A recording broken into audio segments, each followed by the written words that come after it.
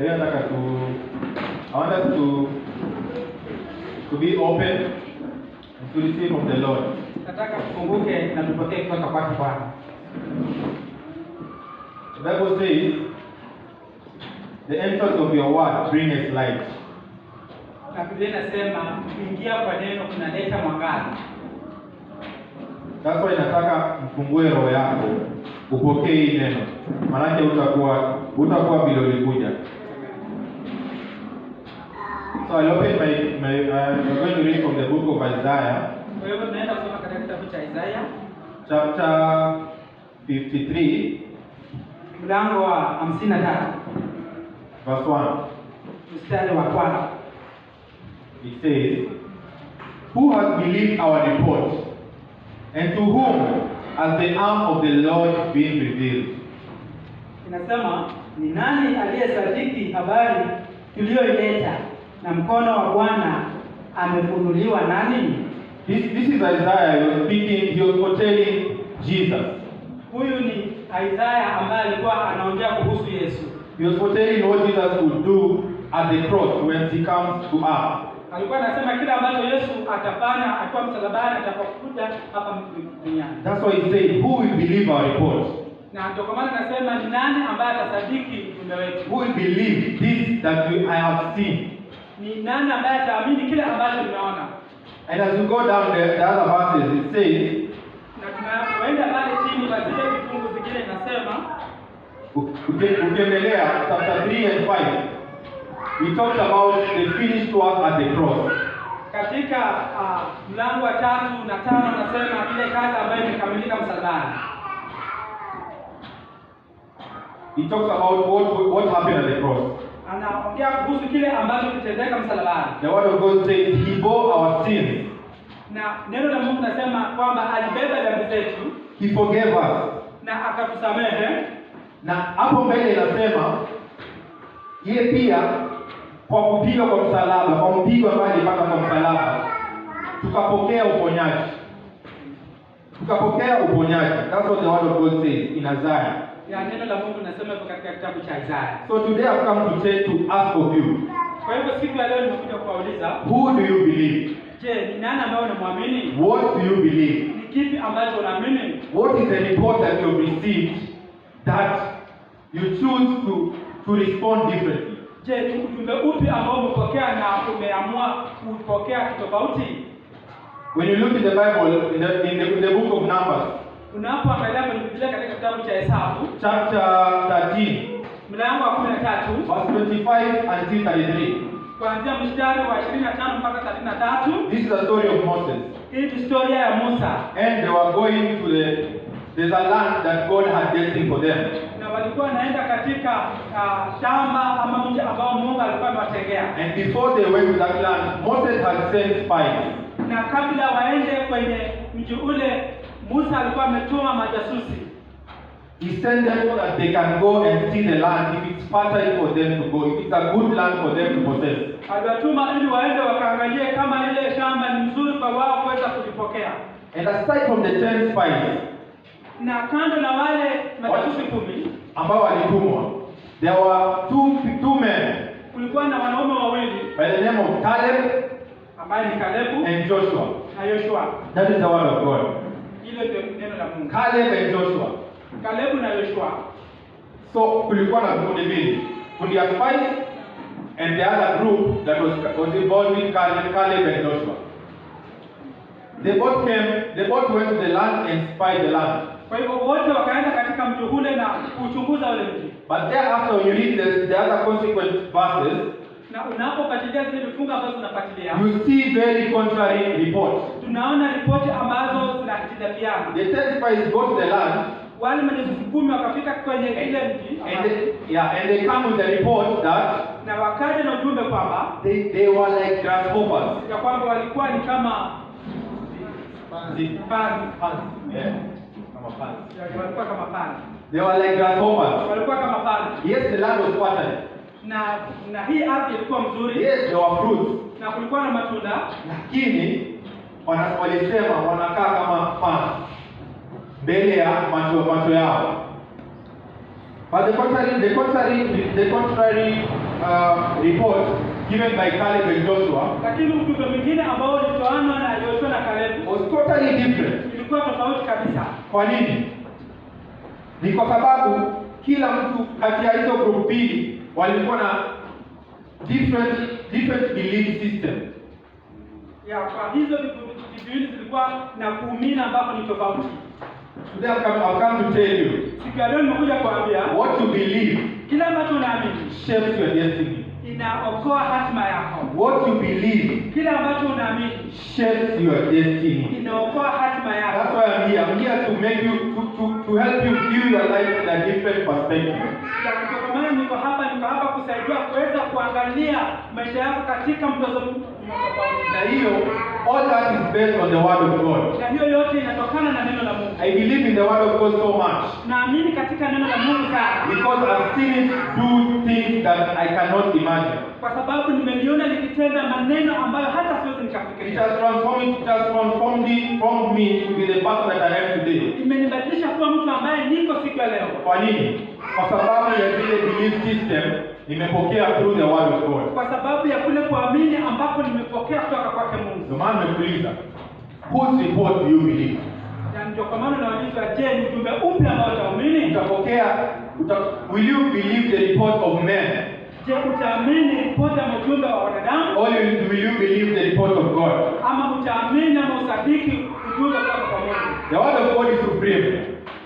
Ya neno la Mungu ni kubwa. Poleni, Bible yangu iko kwa hii simu leo. Tabia radhi. The word of God is supreme. Neno la Mungu ni kuu. It is able to change a man from nothing to somebody. Na inaweza kubadilisha mwanadamu kutoka kwa kitu mpaka kwa mtu fulani. The word of God reveals, if you look at the word of God, Ukiangalia kwa neno la Mungu, everything in the word of God talks about Jesus. kila kitu kwa neno la Mungu linaongea kuhusu Yesu. So today I'm going to talk about Jesus, Kwa hivyo siku ya leo naenda kuongea kuhusu Yesu. the person of Christ. Huyu mtu Yesu. In John 10 verse 10, Katika kitabu cha Yohana 10:10 it says, the thief cometh to steal, inasema mwizi anakuja kuiba, kuua, to kill, kuua and to destroy. na pia kuharibu. But the Son of Man came, Lakini mwana wa Mungu alikuja that he may have life, ndio uweze kuwa na uzima and life in abundance. na uzima tele What tele. is this life? Je, huu uzima ni upi? What is this life? Je, huu uzima ni upi? This life is only known when you know Jesus. Huu uzima unajulikana tu unapomjua Yesu. The word of God says Neno la Mungu linasema in 1 John chapter 5, katika kitabu cha Yohana wa kwanza 5 verse 12, mstari wa 12, whoever has the Son yeyote ambaye ako na mwana has life. ako na uzima. Whoever has the Son Yeyote ambaye ako na mwana has life. ako na uzima. Whoever has the Son has life. Yeyote ambaye ako na mwana ako na uzima. Today I want to ask you, Siku ya leo nataka do kuwauliza, you have the life of God in you? je, uko na uzima wa Mungu ndani mwako? Ushampokea Yesu ndani ya maisha yako? Ushampokea Yesu ndani ya maisha yako? If you have received God in your life, Kama umepokea Mungu katika maisha yako, then you are a new creation. kwa hivyo wewe ni kiumbe kipya. Kiumbe kipya anafikiria tofauti compared to wale ambao wako in the world. Their thought life is different. Why? Because they are in Christ. Kwa sababu wako ndani ya Kristo. A believer is different from an unbeliever. Muumini ni tofauti na yule ambaye haamini. A Christian is different from a Muslim. Mkristo ni tofauti na Muislamu. There is no between the two religions. Ya kati ya hizi dini mbili, There is only one that supersedes the other, kuna tu moja ambayo ina shida ile nyingine. and that is Christianity. Na hiyo ni Ukristo. It reveals Jesus. Inadhihirisha Yesu. It is the only religion Ni dini ya pekee that reveals that there is someone who died, ambayo inadhihirisha kwamba kuna mtu ambaye and on the alikufa third day he rose again. na katika siku ya tatu akafufuka tena. Christianity is the only religion Ukristo ndio dini ya pekee that gives man dignity. ambayo inapea mwanadamu heshima. Hizo zingine hazipatii mtu dignity. It's only Christianity. Why? Because Jesus came and died for you. ni Ukristo tu, kwa sababu Yesu alikuja na akatufia. We are talking about belief, right? Tunaongea kuhusu kuamini. Belief is only built in the inside. Ya kuamini kunajengeka tu ndani. And it shows in the outside. Na inajionyesha nje. Ndani yako leo unajua, look at yourself. Can you tell, do you believe? Do you believe? Leo mwenyewe unajiuliza, je, naamini? Do you believe? Je, naamini? Do you believe? Je, unaamini? We're going to read in the book of Joshua chapter 1 verse 8. Katika kitabu cha Yoshua 1:8. I want to show us how to believe. Nataka kuonyesha jinsi ya kuamini. I want to show us how you change your way of thinking. Nataka kuonyesha jinsi ambavyo utabadilisha nia ya jinsi yako ya kufikiria. Joshua chapter 1 verse 8 says. Kitabu cha Yoshua 1:8 inasema. Unaweza kufungua hapo.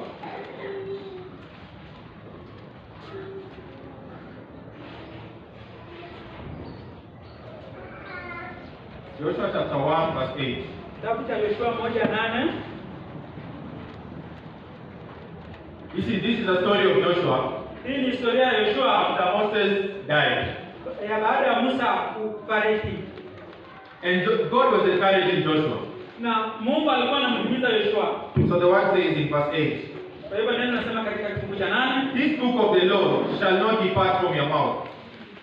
Kitabu hiki cha Torati kisiondoke kinywani mwako. But you shall meditate in it day and night. Bali yatafakari maneno yake mchana na usiku. That you may observe to do according to all that is written in it. Upate kuangalia kutenda sawasawa na maneno yote yaliyoandikwa humo. For then you will make your way prosperous. Maana ndipo utakapoifanikisha njia yako. And you will have good success. Kisha ndipo utakapostawi sana. Ili atu hapo, let's read Psalms chapter 1 verse 2. Kwa wacha tusome kitabu cha Zaburi 1:2.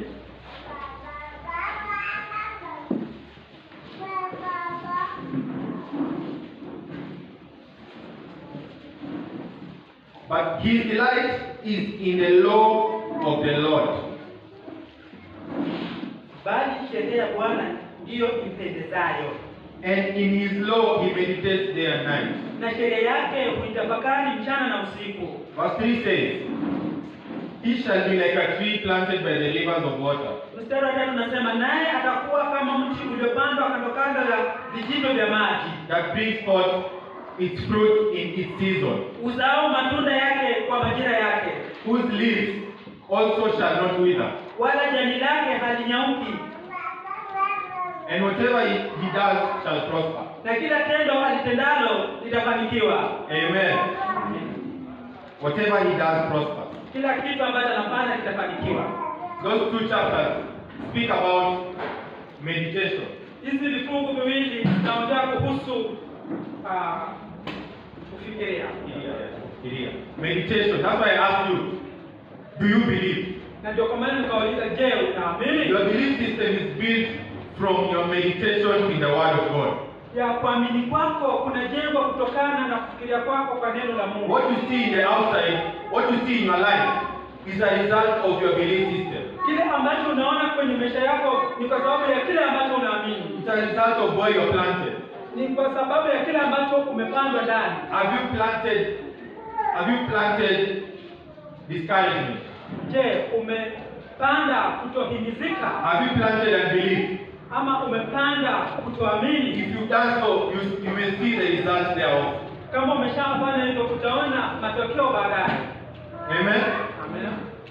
Your inner man, when you meditate, mtu wako ndani unapofikiria, meditation is getting a scripture, if I may explain. Kufikiria ni kupata kifungu, naeleza.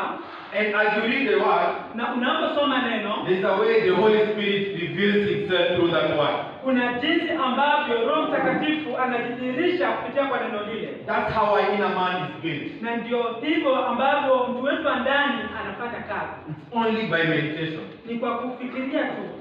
If you look at a sheep kama iko in a lake or a sea. Ukiangalia katika chombo cha majini kikuwa kule baharini, it has an anchor. Kiko na kitu cha kuvuta. And that anchor is able to stabilize the boat in whatever sea. Na kile chombo kinaweza kuifanya kile chombo majini kuweza kusimama wima. The word of God is our anchor. Na neno la Mungu ni kama kizingiti ama yani kama nanga yetu. When you let the word of God be built in you. Unapoacha neno la Mungu lijengeke ndani mwako. When you meditate on the word of God. Unapofikiria juu ya neno la Mungu, it becomes real. Inakuja kuwa ya kweli. When it says you shall be healed. Inaposema kwamba utaponywa. It says by your stripes you shall be healed. Inaposema kwamba na mapigo yako utaponywa. It happens exactly as it is. Inafanyika jinsi ambavyo iko hivyo. There is power in meditation. Kuna nguvu katika kufikiria. There is power in taking the word of God as it is. Kuna nguvu kwa kuchukulia neno la Mungu jinsi lilivyo. When you take the word of God as it is, it becomes so. Unapolichukulia neno la Mungu jinsi ambavyo lilivyo, tunakuwa hivyo. That's why in Proverbs chapter 4 verse 20. Na ndio kwa maana katika kitabu cha Methali 4:20, Solomon was telling his son. Suleiman alikuwa anamwambia mwanawe, my son, pay attention to what you listen. Alikuwa anamwambia mwanawe, mtoto wangu tafadhali kuwa makini kwa kila ambacho unasikiza. Let this word wacha maneno haya penetrate deep into your heart. Yaingie ndani ya mioyo yenu. Why did Solomon just say that? Like, mbona Solomon alisema tu? Mbona Solomon akasema haya maneno? Ni kwa sababu there is power in the word of God. When you read the word of God and take it as it is, it has power to change your life. Unaposoma neno la Mungu na kulichukulia jinsi ambavyo lilivyo, iko na nguvu ya kuweza kubadilisha maisha yako. Amen. Amen. Then it says the next verses. Alafu inasema katika vifungu ambavyo inafuatilia. The word of God bringeth life. Kwa kwamba neno la Mungu linaleta uzima. When you find them, it is health to your flesh. Unapolipata ni kama afya njema katika mwili wako. That is only possible when you take the word of God. Na hiyo inawezekana tu ukilichukua neno la Mungu. When you read the word of God every day. Unaposoma neno la Mungu kila siku. When you meditate on what it says. Unapotafakari kila ambacho kinasema. If it says by his stripes you are healed. Inaposema kwamba kwa mapigo yake umeponywa. Indeed is as it is. Ni hivyo vile ambavyo itakuwa. You shall be healed. Na kwa hakika utaponywa. Maybe I can share testimony of my life. Pengine naweza shiriki ushuhuda wa maisha yangu. I was born with serious pneumonia. Nilizaliwa na ugonjwa wa mapafu. And it really took a lot of finances from my parents. Na ikachukua pesa mingi kutoka kwa wazazi wangu. It was a struggle for me to breathe well. Ilikuwa kung'ang'ana ndio mimi niweze kupumua vyema. Anywhere there was dust, kila mahali ambapo kulikuwa na vumbi, anywhere there was cold, popote ambapo kulikuwa na baridi, it affected me. Ilikuwa inaniathiri sana. And then I got to meet my pastor. Na nikakuja kukutana na mchungaji wangu. And he showed me a different light. Na akanionyesha nuru tofauti. That I cannot, sickness is not my portion. Ya kwamba ugonjwa si sehemu yangu. For a believer, sickness is not your portion. Kwa muumini, magonjwa si sehemu yangu. I'm saying this confidently because I've seen the hand of God in my life. Nimesema hili kwa ujasiri kwa sababu nimeona mkono wa Mungu katika maisha yangu. I've seen the healing of God in my life. Nimeona kuponywa kwa Mungu katika maisha yangu. And I remember taking the word of God. Every day I would come to church to listen to the word of God. Na nakumbuka nikichukua neno la Mungu kila siku nikija kwenye nyumba ya Mungu kusikia neno la Mungu. Every day I would come, go home. Kila siku ningekuja kanisani nirudi nyumbani, ningekuja narudi nyumbani. And one day, na siku moja, I passed by it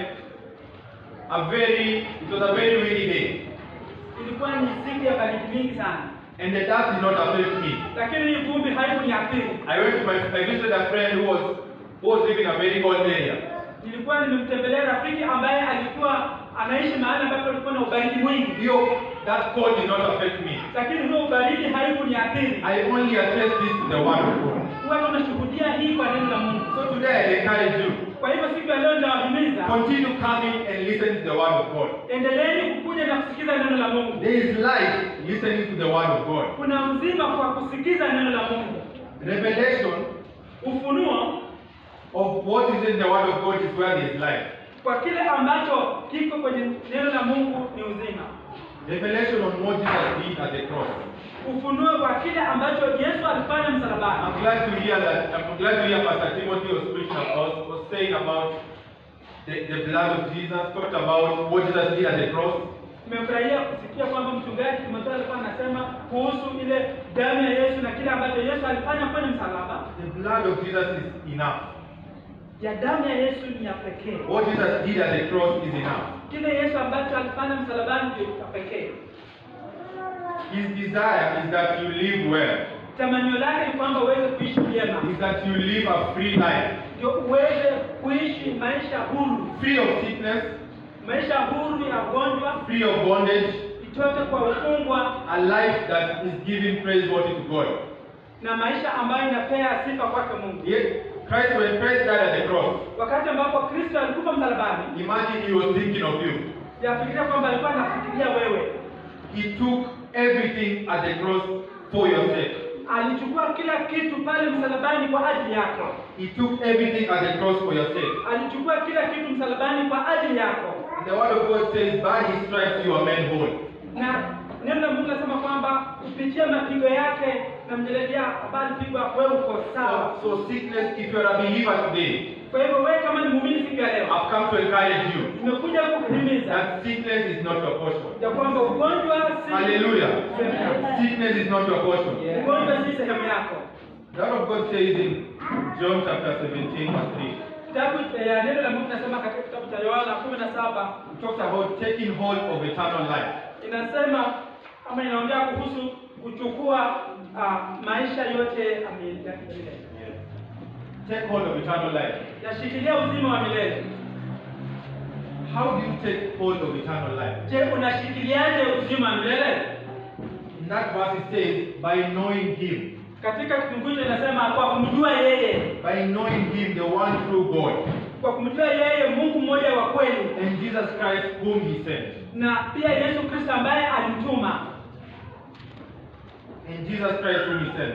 Na Yesu ambaye alimtuma. I'm glad that Jesus decided to come. Otherwise, I don't know where we would be as humanity. Nafurahia kwamba Yesu alikuja, lakini kama hangekuja hatujui tungekuwa wapi. And it was all because he loved you. Na ni kwa sababu tu alitupenda. He left all his majesty in heaven to come and die for us. Aliacha ukuu wake kule mbinguni ili kuja kutufia sisi. We who are sinners. Sisi ambao ni watenda dhambi. He came and died for us. Alikuja akatukufia. And when you know that he came and died for you, na unapojua kwamba alikuja kukufia wewe, that's where life begins. Na hapo ndipo uzima unaanzia. That's where life begins. Na hapo ndipo uzima unaanzia. A life of victory. Uzima wa ushindi. A life free from sickness. Uzima ambao hauko na ugonjwa. A life that triumphs. Ya uzima ambao uko na ushindi. Amen. So I'm encouraging us to all that believe. Kwa hivyo nawahimiza kwa wale wote ambao wanaamini. Let's take hold of eternal life. Wacha tushikilie uzima milele. Seek to know Jesus. Tafuta kumjua Yesu. And how do you know him? Na utamjuaje? By reading the word of God. Ni kwa kusoma neno la Mungu. The word of God is your anchor. Neno la Mungu ni kama nanga. Amen. Amen. And if I can just go to the basics, how do you know him? Na ni kama tukirudi kwa zile vitu za chini, je, utamjuaje? It's only having your alone time with God. Ni kwa vile tu utakapokuwa na wakati wako wa pekee na Mungu. It's amazing. You can come to church every Sunday. Ni ya kushangaza, unaweza kuja kwa kanisa kila Jumapili. Unaweza kuja kila Ijumaa or within the week. Ama siku yoyote. Lakini the only way for you to know him, for you to know Jesus, lakini njia ya pekee ya wewe kujua Yesu is only in your quiet time. Inatokana tu na wakati wako mnyamavu na Mungu. Do you read your word when you go home? Je, unasoma neno lako unapoenda nyumbani? Do you commune with the Holy Spirit when you go home? Je, unawasiliana na Roho Mtakatifu unapoenda nyumbani? That's where there is stability. Na hapo ndipo ambapo kuna uwima. It's amazing to come in fellowship. The word of God says it is good for people to come in fellowship. Na neno la Mungu linasema kwamba ni vyema kwa watu kuja pamoja kushiriki. That's why we come here every Sunday. Ndio kwa maana tunakuja hapa kila Jumapili. Hata mimi I go to church every Sunday. However, hata hivyo, my life is only built when I have a quiet time with God. Maisha yangu inajengeka ninapokuwa na wakati wangu mnyamavu na Mungu. Amen. Amen. When you go home, unapoenda nyumbani, always encourage